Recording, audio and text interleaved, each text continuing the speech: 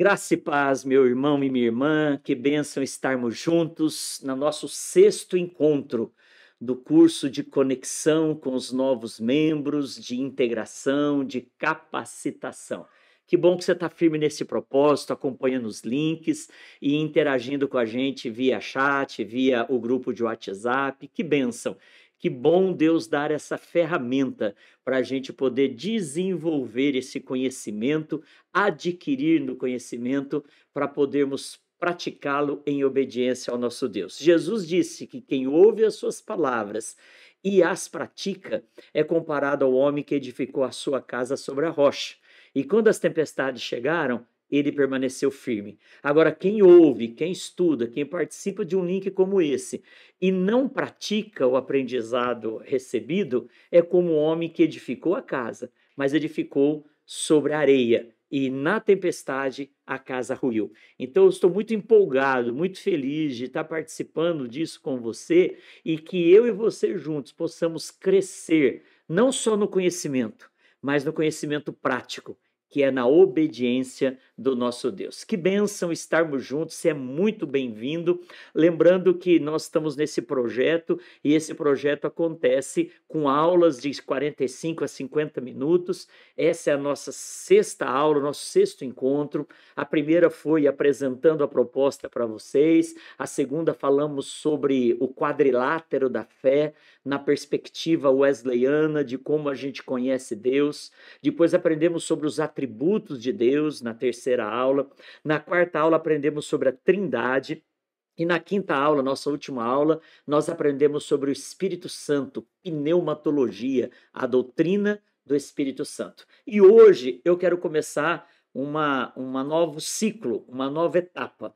Depois de termos falado um pouco sobre Deus, intencionalmente começamos falando sobre Ele, que é o mais importante, hoje eu quero falar um pouco sobre o ser humano. Eu quero falar sobre a criação, falar sobre o ser humano, falar sobre a queda, sobre o pecado, sobre a salvação que nós temos em Jesus e sobre o processo da santificação. Essa é a proposta e talvez não consigamos fazer toda essa apresentação em uma aula só, mas eu quero convidar você a ficar firme aí, se você puder participar, interagindo no chat. Aos domingos temos aulas presenciais, onde aprofundamos nos detalhes, nas dúvidas daquilo que é aqui apresentado, explanado, tá bom? Como você sabe, a gente está usando esse material, que é um material regional muito bom, são livros, é uma enciclopédia, pequena enciclopédia, que é um curso de formação de discípulos, formação de homens e mulheres que são discípulos do Senhor Jesus e fazem discípulos no seu dia a dia. Então, nós temos estudado, explorado esse material e também apresentado um material para vocês aqui diretamente na nossa tela. Então, eu vou começar hoje apresentando para vocês interagirem comigo aí. Eu vou falar sobre, hoje, começar falando um pouco com você sobre o ser humano. E aí eu quero ler para a gente interagir aqui e você ficar bem a par, já que talvez você não esteja com a apostila na mão. E a apostila está disponível aqui na igreja para você, tá bom? Bom, o ser humano. Deus criou o homem por amor, o abençoou e viu que era bom, que era boa a criação dele, incluindo o ser humano. O ser humano foi feito à imagem e à semelhança de Deus. Isso significa que nós somos criados com uma parte divina em nós. E essa parte divina não é o exterior, vamos falar mais sobre isso, mas é o nosso interior. E essa parte divina que nos dá capacidades. Capacidade de liberdade, de moralidade, de amor, de transcendência, de raciocínio, de ver, de julgar, de agir. São as capacidades que Deus nos dá pelo fato de sermos criados à sua imagem e semelhança. É aquilo que se chama na teologia a imago Dei, é a imagem de Deus na nossa vida. Então, qual foi o propósito na criação do ser humano? O ser humano foi criado para viver uma vida de comunhão com Deus. Como resultado da presença de Deus em sua vida, o ser humano viveria em amor e serviço para com os outros. Viveria em harmonia consigo mesmo e com a natureza, a criação de Deus. Deus o colocou, o ser humano, a nós, numa situação privilegiada. Primeiro ele criou todas as coisas e depois ele nos colocou o ser humano como a humanidade como mordomo da criação. Convém destacar que a palavra Adão, que aparece em Gênesis, no hebraico é Adã. E Adã quer dizer humanidade. Quando Deus fala de Adão, está falando da nossa humanidade, está falando da minha e da sua vida. Ele nos colocou como mordomo da criação, dando assim responsabilidade ao homem como administrador da sua criação. Só que, infelizmente, o texto continua dizendo que o ser humano meio que pisou na bola. E aí veio aquilo que nós chamamos de pecado. Mas daqui a pouquinho eu vou falar sobre o pecado com você. Tendo feito essa exposição inicial e essa explanação, eu queria aprofundar um pouco nessa ideia. Por que, que o ser humano foi criado? Por que, que Deus decidiu criar a gente?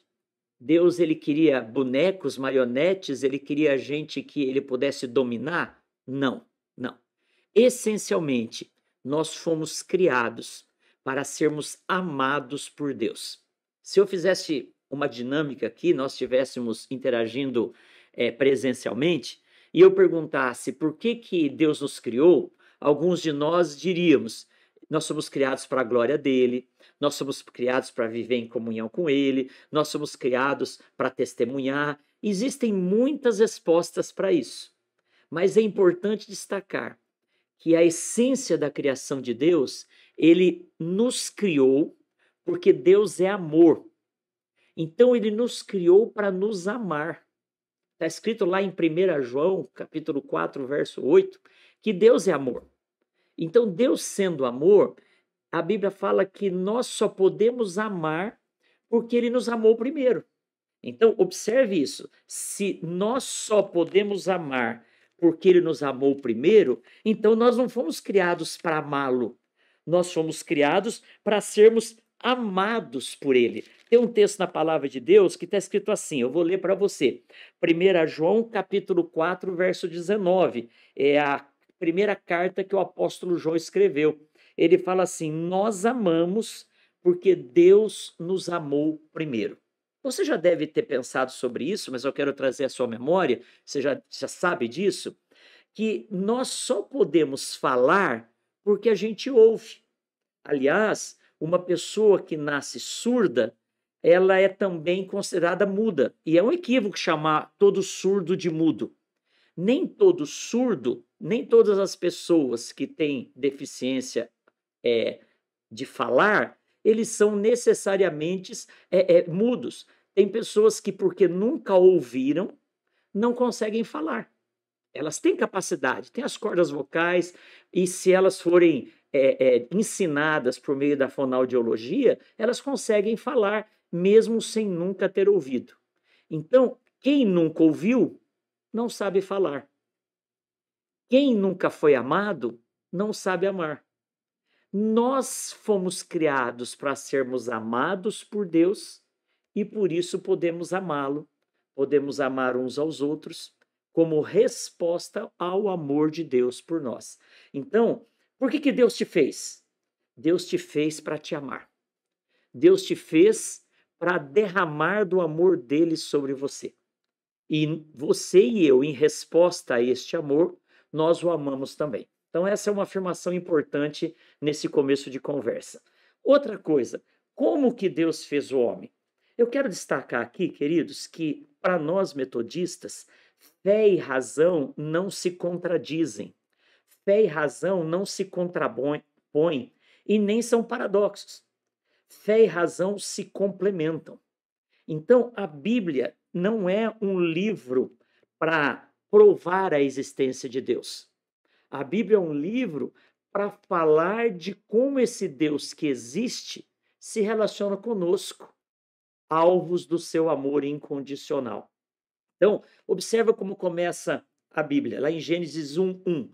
No princípio criou Deus os céus e a terra.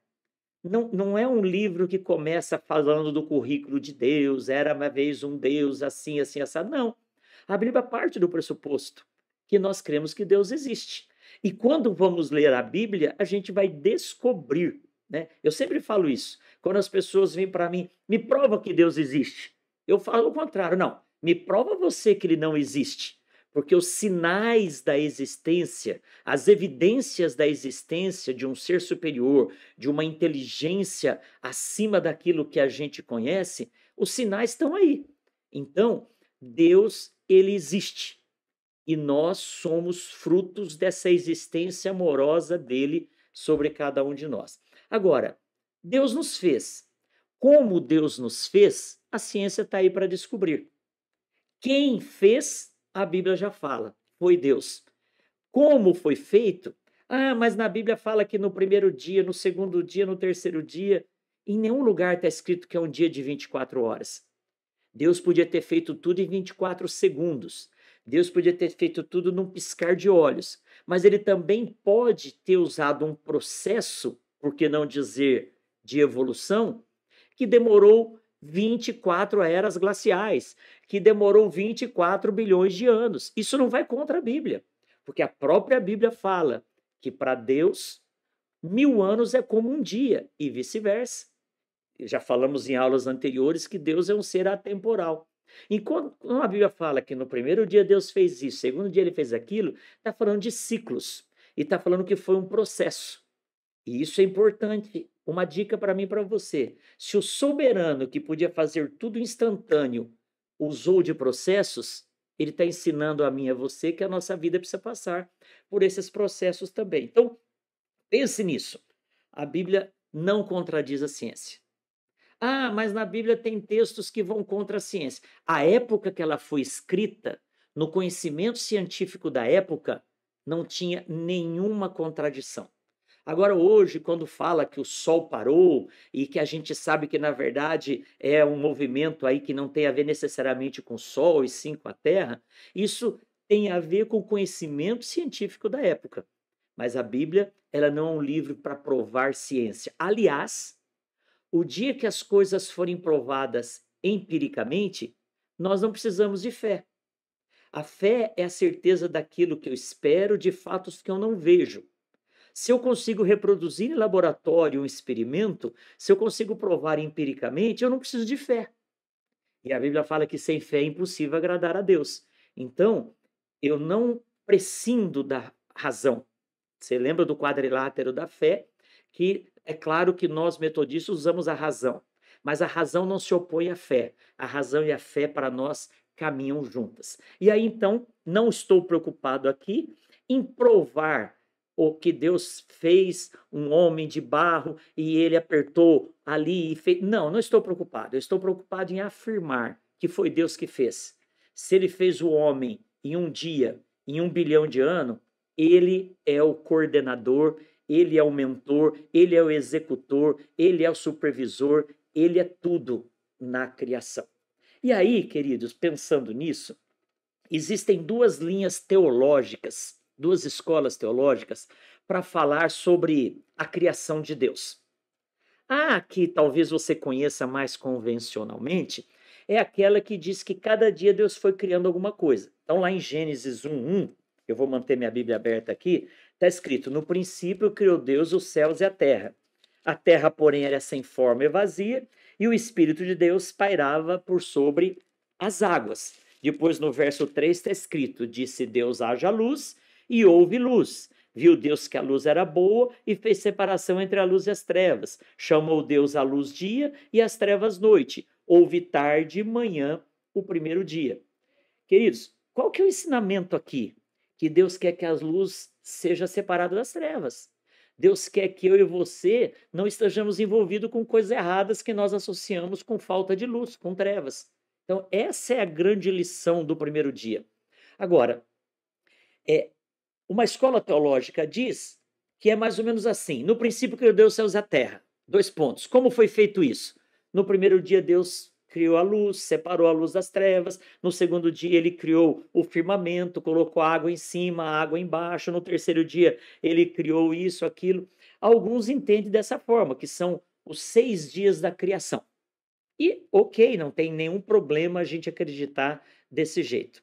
Mas existe uma outra escola teológica, que eu, Ednei, particularmente gosto mais, que diz que Deus criou tudo no primeiro dia, no primeiro versículo. Então, quando está escrito Gênesis 1:1, no princípio criou Deus os céus e a terra, ou seja, Deus criou o universo. Deus criou tudo perfeito, Deus criou tudo maravilhoso. Quando foi isso? No passado, numa eternidade passada, que para nós é um tempo passado, que para Deus não tem tempo. Lembra que nós já falamos sobre isso.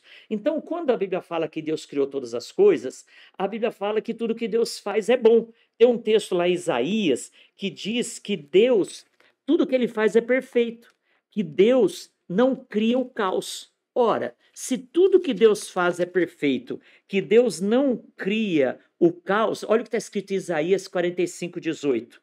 Isaías 45:18.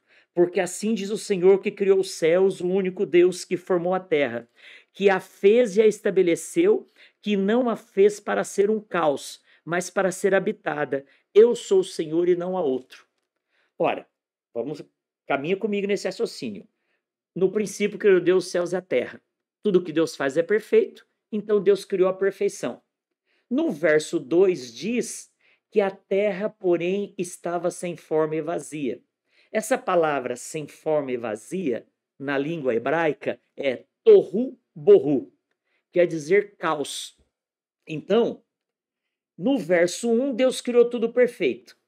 No verso 2, o caos estava estabelecido e o Espírito de Deus estava pairando, como a galinha chocando e preparando os ovos, os pintinhos para nascer. Aí nós podemos entender alguns detalhes que, de novo, é uma inferência, é uma presunção teológica, porque nós não temos elementos bíblicos suficientes para isso. E existe uma máxima no meio teológico que eu quero dizer para você, é a seguinte: tudo aquilo que a Bíblia não fala com clareza, eu não posso afirmar com certeza. Vou repetir. Tudo que a Bíblia não traz com clareza, eu não posso afirmar com certeza. E o que a Bíblia não traz com clareza é porque não é importante para a nossa salvação. Então nós temos direito de especular, respeitando aquilo que a Bíblia traz com clareza. Então, entre o verso 1 e o verso 2, pode ter passado um período. Convém lembrar que isso foi relatado muito depois. Existe uma escola teológica que diz que quem escreveu o Pentateuco, que são os primeiros 5 livros, foi Moisés. Existem outras escolas teológicas que dizem que Moisés, na verdade, compilou. É a chamada teoria das fontes. Existiam diversas teorias sobre a criação do universo. Tem lá a teoria javista, eloísta, deuteronomista, e Moisés compilou tudo isso. Eu particularmente creio que foi Moisés.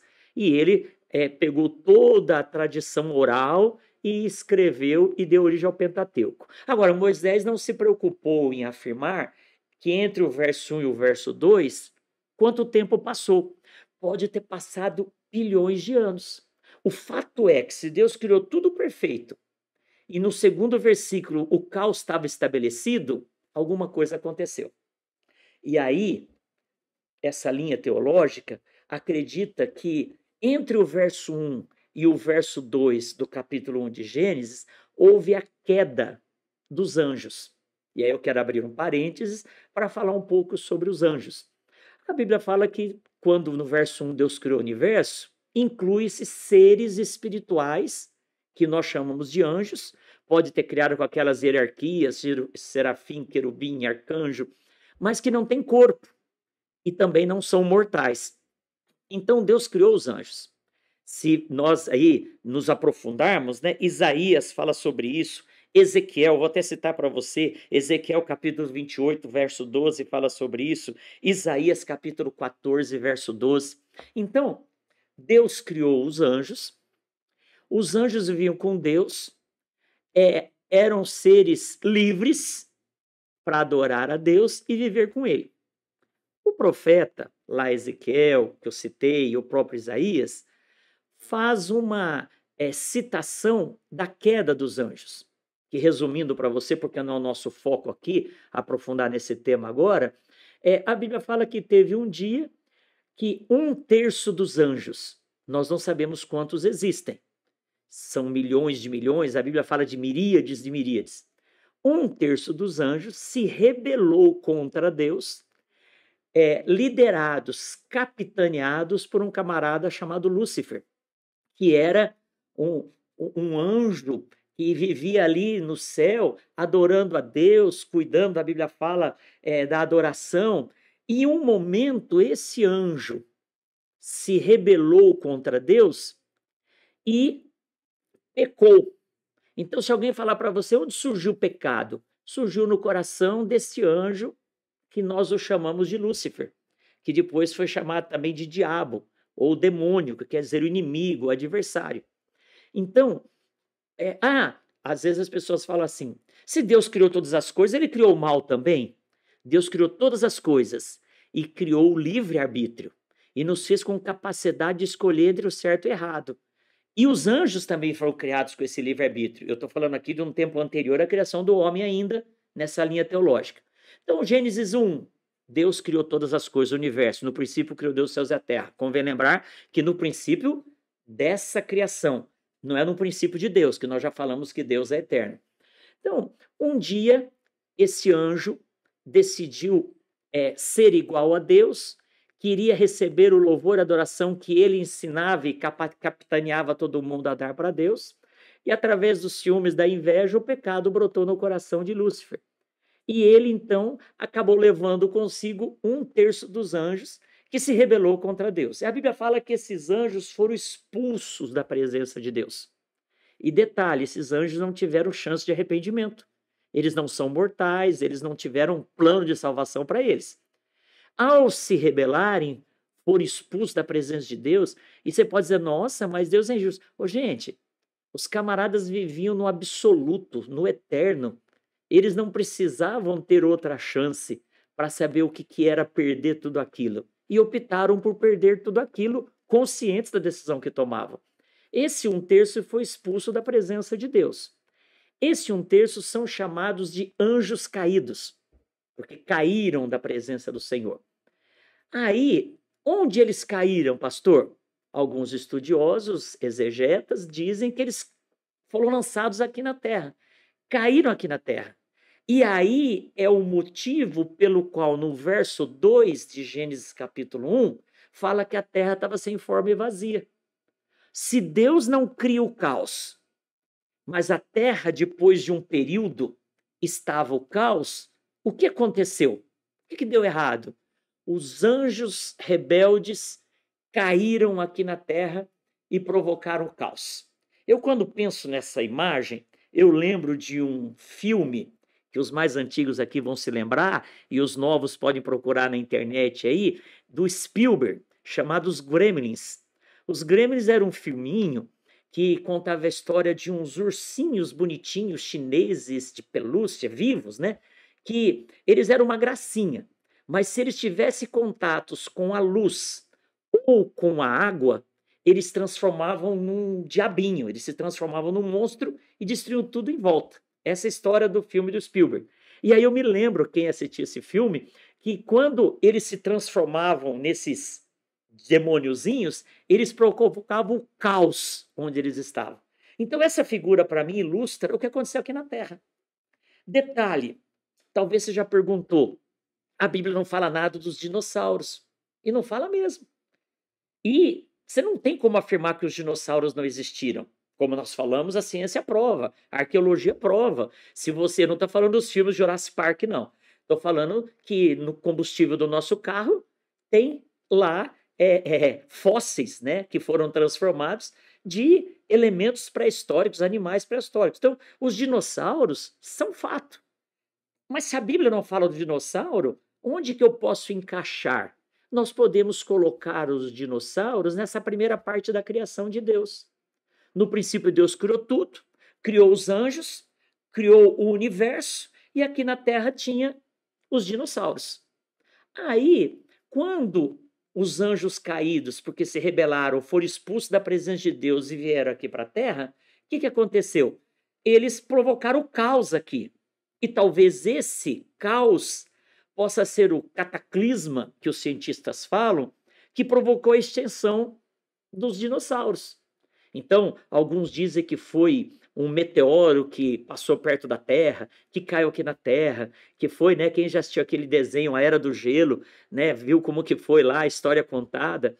Existem comprovações arqueológicas que se descobrem geleiras que se derretem por causa do aquecimento global, que as espécies de dinossauros, de elefantes gigantes, morreram comendo grama, se alimentando. Então, não foi uma coisa que demorou para acontecer, não foi uma extinção que demorou séculos ou milênios. A impressão que dá é que houve algum evento que fez a extinção dessas espécies de uma forma abrupta. Isso pode ter sido um asteroide, pode ter sido outro planeta que passou aqui perto ou se chocou com a Terra. Existem evidências no México e outros continentes de impactos de corpos celestiais aqui na Terra que pode ter provocado tudo isso. Então, aquela antiga Pangeia que se transformou nos continentes, tudo isso pode ser Gênesis capítulo 1, verso 1. E os dinossauros podem ter sido extintos por causa do pecado dos anjos caídos, capitaneados por Lúcifer. Aí vem o verso 2. E Deus, pela ação do seu Espírito, decide começar a pôr ordem na criação que tinha sido bagunçada por causa do pecado do diabo, que inventou o pecado. Fique com essa imagem aí, porque daqui a pouco eu vou voltar sobre isso. Aí o que acontece? Deus faz separação das águas, da luz e das trevas, das águas, cria os continentes, e aí põe plantas e vegetação, e animais, e peixes, e aves, papapá, tranquilo.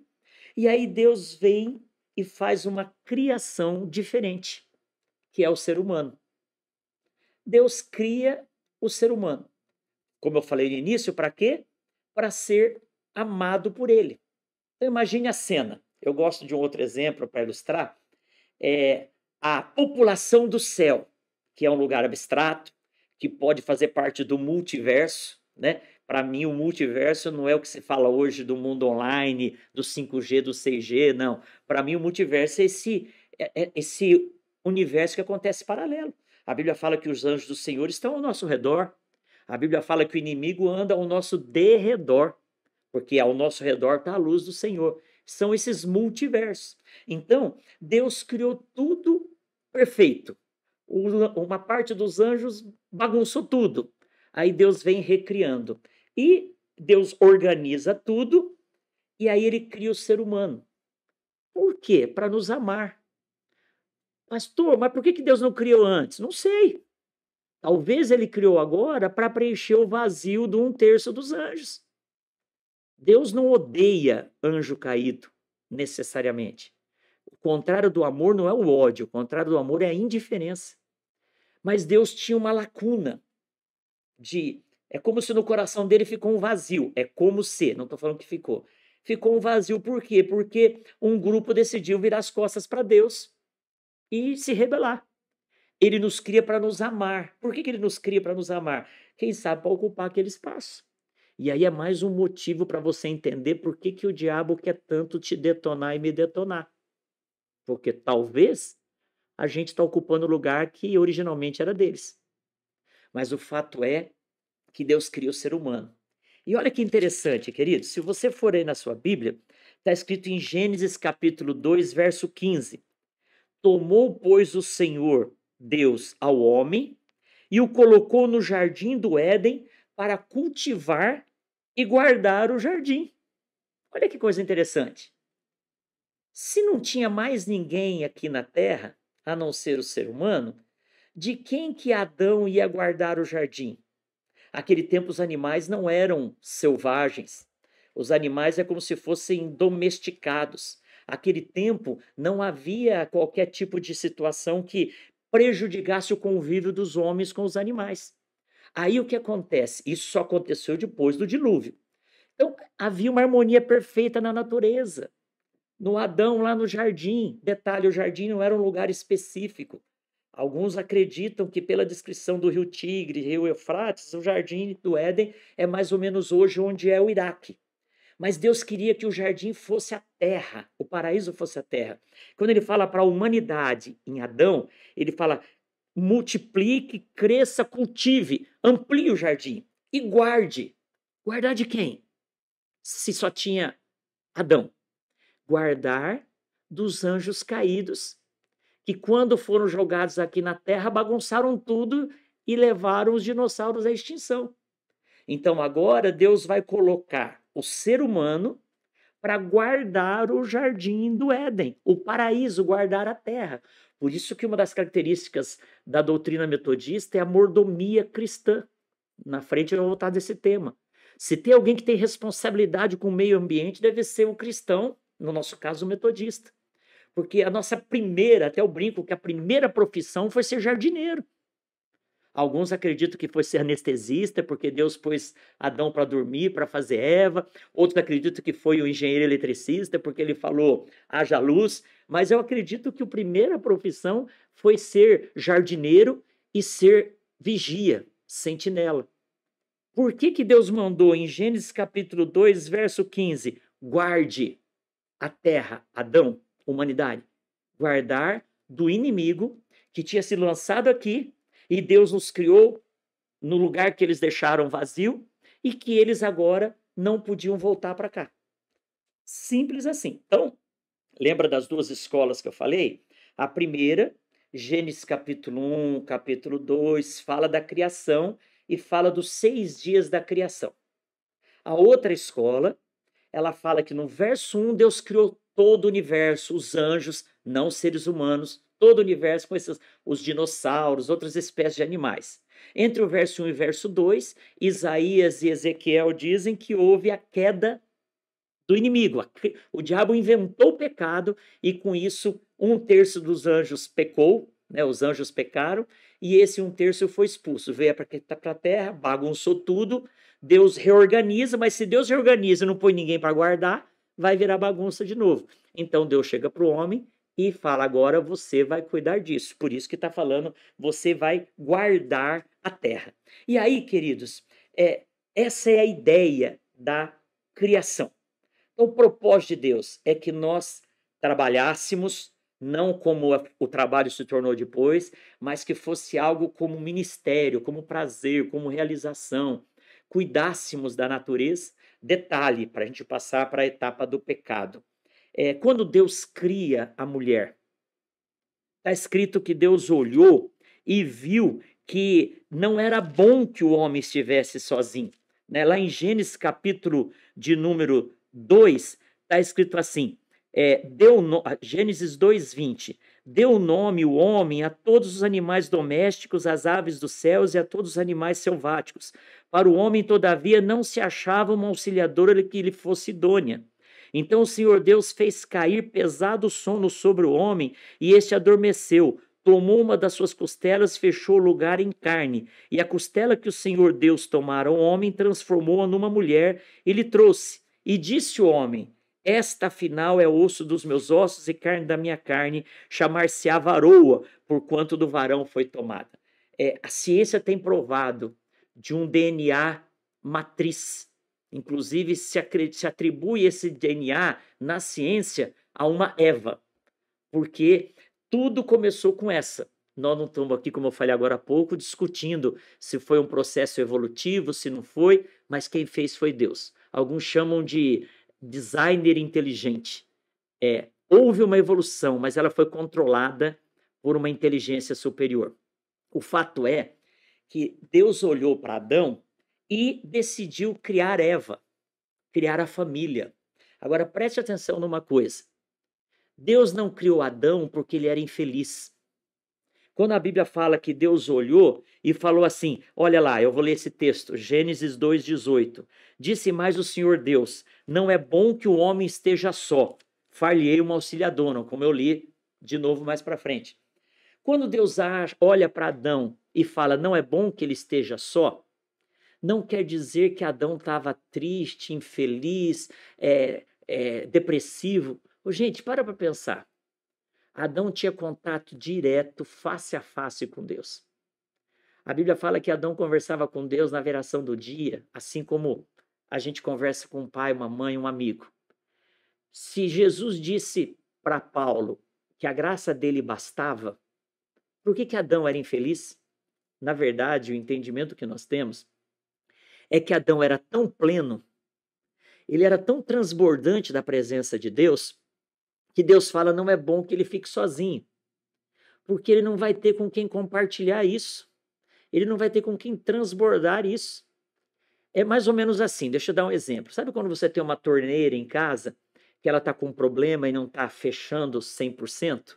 Ao invés de você desperdiçar aquela água, o que que você faz? Você põe uma vasilha embaixo, pega aquela água que está vazando e vai molhar as plantas. Então, essa ideia de colocar um recipiente para que a água transborde nele e seja aproveitada, é a ideia de Deus ter feito a família. Deus não fez Eva para completar Adão.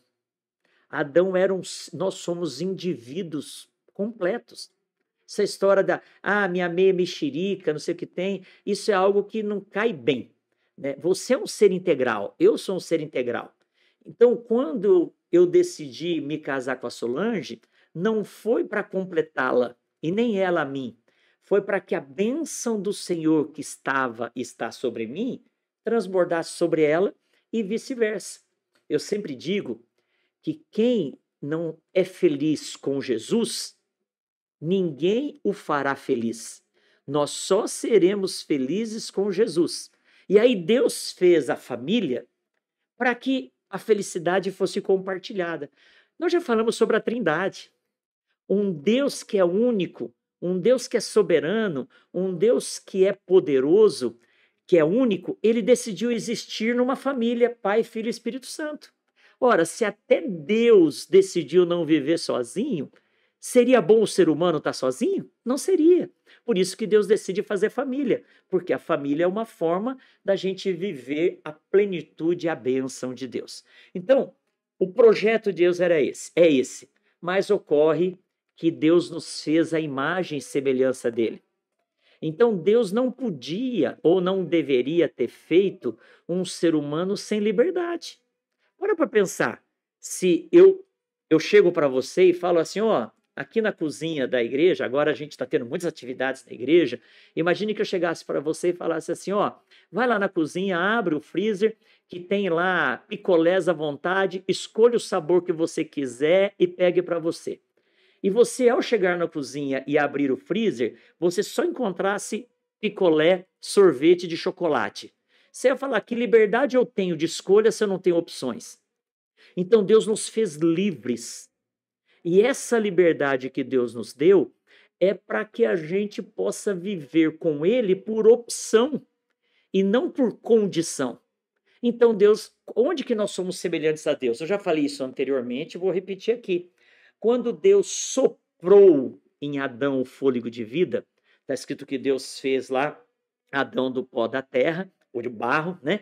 E a ciência já tem provado isso, né? Que na teoria da evolução, teoria, porque não tem como ser comprovada, existem muitas falhas no processo da teoria da evolução, que o ser humano veio lá no processo anfíbio, foi crescendo. Então, nós fomos feitos da terra.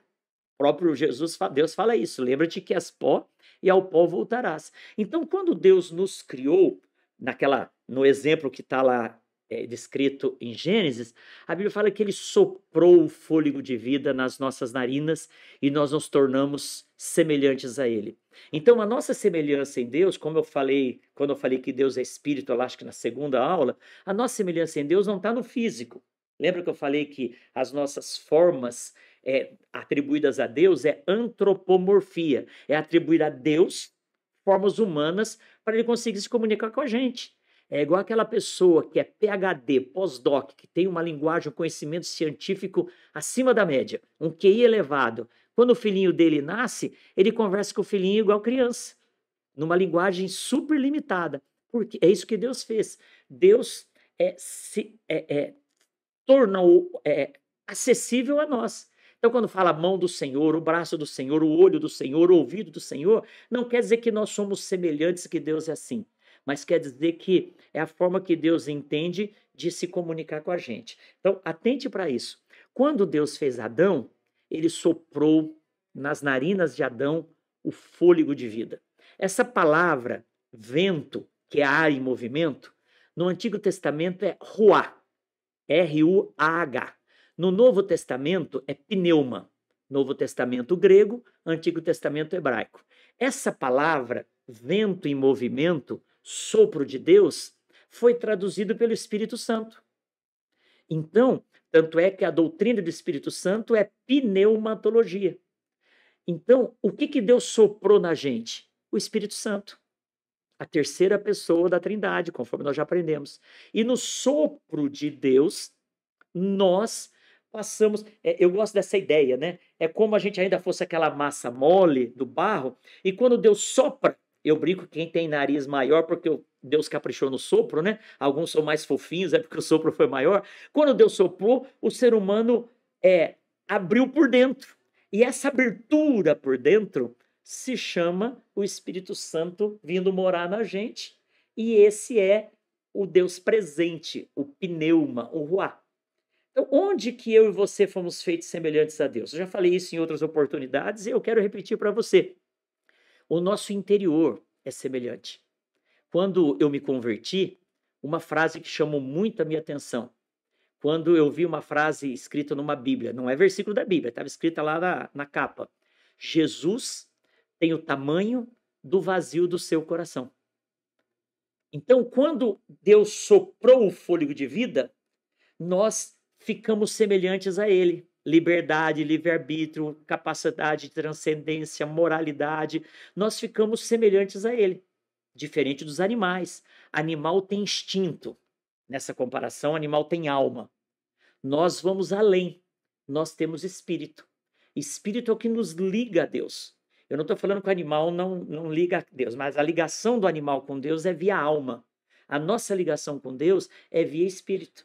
Alguém já disse que nós somos um espírito, que temos uma alma e habitamos um corpo. Um ser tricotômico. Somos uma pessoa. Espírito, alma e corpo. Então nós somos semelhantes a Deus aonde? Espiritualmente falando. Deus vai habitar dentro da gente por meio do Espírito Santo, e lá no paraíso, na terra, que era aqui, era para ser tudo, Deus estava ali conversando na realidade, fisicamente, com Adão e Eva. E Deus falou para Adão e Eva, olha, vocês têm liberdade de fazer o que vocês quiserem, mas tem uma coisa que vocês não podem. E aí vem a tentação, vem a ideia do pecado. O que a gente não pode, Deus? Para pensar. Deus seria justo se ele falasse assim, deixa eu tomar uma aguinha aqui, com a minha canequinha de ovelha, que eu ganhei agora este ano, que eu fiz 59 anos, né? Ganhei da igreja. Mas quando Deus criou o ser humano, Deus criou todas as coisas, ele podia ter falado assim, olha, metade das árvores do jardim, vocês podem comer, se alimentar dela e serem felizes. A outra metade, vocês não podem. Estaria equilibrado, 1 para 1, 50%, 50%. Mas Deus é tão bom, a graça e a misericórdia dele é tão maravilhosa, são tão maravilhosas, que ele fez um jardim, um pomar, que a gente não sabe o tamanho, e colocou uma árvore como opção para a gente. E ele falou, olha, dessa árvore do conhecimento do bem e do mal, vocês não devem se alimentar dela. Isso quer dizer o quê? Que Deus queria que a gente fosse burro? Não! Deus queria que a fonte de conhecimento estivesse nele. E ele sabia que quando a gente se virasse para aquela tentação da árvore, a gente estaria dando as costas para ele. E nós poderíamos falar, não, eu não quero, eu quero a Deus. E não quer dizer que a gente seria burro ou limitado, mas a nossa fonte de conhecimento seria no Criador e não na criatura.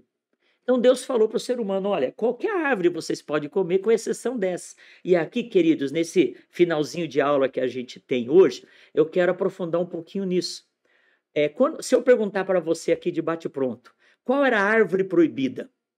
A árvore que estava no centro do jardim, a árvore do bem e do mal. Primeiro, a árvore do bem e do mal. Nós não sabemos que espécie era. A gente fala da maçã. Tanto é que a Apple usa a maçã mordida ali, né, como símbolo do conhecimento. Nós não sabemos se foi maçã. A tradição católica romana fala de maçã, mas nós não temos. A Bíblia fala que era uma fruta. uma fruta proibida. Proibida porque o ser humano deveria buscar satisfazer a sua fome em Deus. E aí o texto nos diz que Deus colocou a árvore da vida no centro do jardim. Quer ver? Deixa eu ler para vocês aqui. Olha, Gênesis capítulo 2, verso 16. Deus falou assim: e lhe deu esta ordem: de todas a árvore do jardim comerás livremente, mas da árvore do conhecimento do bem e do mal não comerás, porque no dia em que dela comeres, certamente morrerás. Então Deus proibiu o homem de comer da árvore do conhecimento do bem e do mal. Agora, atente para um detalhe, né? No verso, deixa eu achar aqui, no verso 9, Gênesis 2:9, está escrito assim, Gênesis 2:9. Do solo fez o Senhor Deus brotar toda sorte de árvores agradável à vista e boa para alimento. O que atraiu Eva na árvore proibida não era só ela que tinha.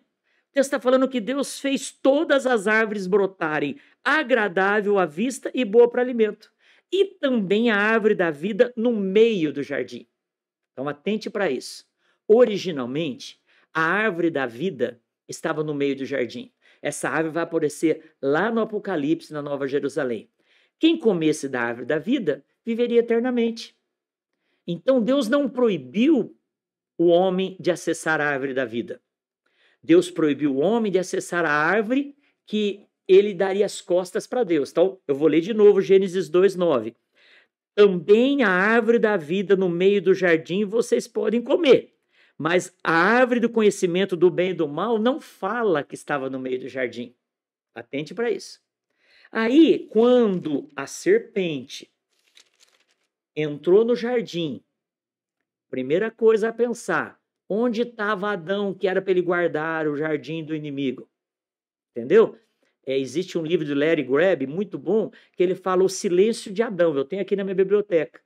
Onde Adão estava, que era para ele guardar o jardim, e ele deu bobeira, estava pescando, estava dormindo, não sei o que ele estava fazendo, mas ele deu bobeira e deixou o inimigo entrar. O inimigo chegou para Eva e falou: olha lá, Gênesis capítulo 3, verso 1. Ele tenta confundir, distorcendo a palavra de Deus. Essa é uma estratégia do inimigo até os dias de hoje, distorcer a palavra de Deus. Ele fala assim, né? É assim que Deus disse: não comereis de toda a árvore do jardim? O inimigo confundindo Eva com a palavra distorcida. Respondeu a Eva: do fruto das árvores do jardim podemos comer, mas do fruto da árvore que está no meio do jardim, disse Deus, dele não comereis nem tocareis nele, para que não morrais. Queridos, eu concluo essa aula de hoje pensando sobre isso. Quem colocou a árvore proibida no meio do jardim, em tese, foi Eva, foi a família, foi Adão. Deus colocou no meio, no centro, como prioridade, a árvore da vida. Agora, quando chega a tentação, a Eva e o marido dela, o Adão e a sua esposa, tinham tirado a árvore da vida e colocado o pecado. Quando eu coloco o proibido no centro da minha vida, quando eu coloco aquilo que está errado no centro da minha vida, eu estou caminhando para a desgraça. E aí, Adão pisou na bola que não impediu e não guardou o jardim, deixou o inimigo entrar. Eva pisou na bola porque ela confundiu o que era para comer, o que não era, em termos de geografia, no meio do jardim era permitido comer. O diabo confundiu Eva, e aí, ela vendo que a árvore era boa, lembra que está escrito antes? Que todo o jardim era bom, mas o inimigo transferiu o foco dela para aquela. E aí tudo se perdeu. Ela desobedeceu. O inimigo transferiu o pecado dele, contaminando a humanidade. E aí a humanidade adquiriu malícia, adquiriu tudo que o pecado traz. Por isso que eles começaram a olhar um para o outro e olhar com diferença. Aí hoje em dia a gente fala, esse pessoal que as tribos de nudismo, né? Mas originalmente todo mundo andava pelado, mas havia pureza, santidade, inocência. Hoje, infelizmente, isso não há mais. Então, usar um modelo para uma realidade de uma humanidade e aplicar para uma outra realidade, certamente não vai encaixar. O ser humano pecou. E com o pecado do ser humano, Deus falou para ele: agora eu vou limitar o jardim e você vai ser colocado para o lado de fora. E para terminar, sabe por que Deus falou isso? Deus não ficou magoado, né? Deus não falou: agora eu estou triste com vocês, vou expulsar vocês. Não, Deus é Deus. Ocorre que, eu vou terminar aqui essa aula para deixar você curioso para a próxima. Ocorre que quando o homem peca, se torna um pecador, e o homem continua comendo da árvore da vida que era permitido, o homem ia ser eternamente pecador. Porque lembra que eu falei, a árvore da vida significa eternidade, da vida. Se eu, sendo pecador, continuo me alimentando da árvore da vida, eu vou ser eternamente pecador, igual os anjos. E Deus tinha criado um modelo diferente, como alternativa. Aí ele tira o homem do paraíso para o ser humano não comer mais da árvore da vida. Então, no fundo, a morte é uma bênção. Porque a morte interrompe o ciclo do pecado. E se a gente for salvo, que é a próxima aula, a gente vai viver eternamente, não como pecador. Olha o que está escrito em Gênesis capítulo 3, verso 22. Então disse o Senhor Deus: eis que o homem se tornou como um de nós, conhecedor do bem e do mal. Assim, para que não estenda a mão e tome também da árvore da vida e coma e vive eternamente como pecador, o Senhor Deus, por isso, o lançou fora do jardim do Éden, a fim de lavrar a terra, ou seja, Deus ia fazer o jardim crescer por conta dele. Agora o homem vai ter de fazer com o seu próprio esforço. E a fim de lavrar a terra de que fora tomado. E expulso o homem, olha isso, Deus colocou um querubim, um ser espiritual, ao oriente do jardim do Éden e o refulgir de uma espada que se revolvia para guardar o caminho da árvore da vida. Queridos, isso é tremendo. Deus colocou um anjo com uma espada na mão para impedir que uma pessoa qualquer acessasse a árvore da vida e vivesse eternamente pecador. Então, o que protege a árvore da vida de ser acessado por pecadores que querem continuar o pecado? Uma espada que é revolvida. E aí eu leio o último versículo para você lá em Hebreus, fazendo esse link. Hebreus fala que a palavra de Deus, ela é algo maravilhoso. Hebreus 4:12. Hebreus 4:12. A palavra de Deus é viva e eficaz.